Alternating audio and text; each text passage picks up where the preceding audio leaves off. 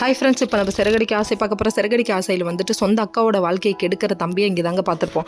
அதாவது மாமா வந்து என்னை அடிச்சிட்டாரு, குடிபதில் அடிச்சிருப்பாரு, அப்படி இப்படின்னு போய் சொல்ல இவங்க எல்லாருமே அதை நம்பிட்டாங்க. கட்டின பொண்டாட்டி மீனாவே நம்பும் போது மித்தவங்க நம்பினா என்ன நம்பாமல் இருப்பாங்களா? அதுக்கப்புறம் அது மட்டும் இல்லைங்க, வீட்டில் வந்துட்டு நம்ம முத்துவோட அப்பாட்டையும் சொல்லிட்டாங்க. சொன்னதுனால வீட்டில் குடும்பமே சேர்ந்து எல்லாரும் முத்துவை தான் தப்பாக நினைக்கிறாங்க.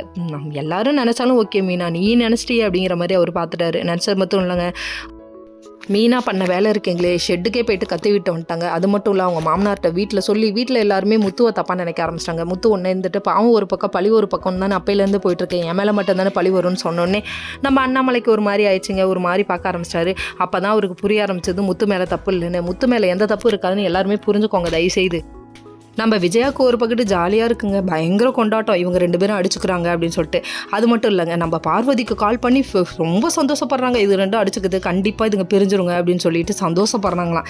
இந்த அல்ப அசையில் அலையாதம்மா சாமி, நீலாம் பெத்த அம்மா தானே, மௌனும் மருமகளும் அடிச்சுக்கிட்டு பிரியணும்னு நினைக்கிறேன், நீலாம் ஒரு அம்மாவா அப்படிங்கிற மாதிரி தான் இருக்குது.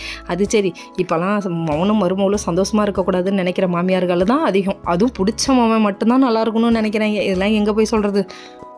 விஜயாவே பிரித்து வைக்கிற பிளானில் இருக்காங்க. இது பார்த்ததுக்கு நம்ம மீனாவோட தம்பி வேறு பிரித்து வைக்கணும்னு முடிவு பண்ணிட்டாரு. ஓகே ஃப்ரெண்ட்ஸ், நெக்ஸ்ட் வீடியோவில் பார்ப்போம். பாய்.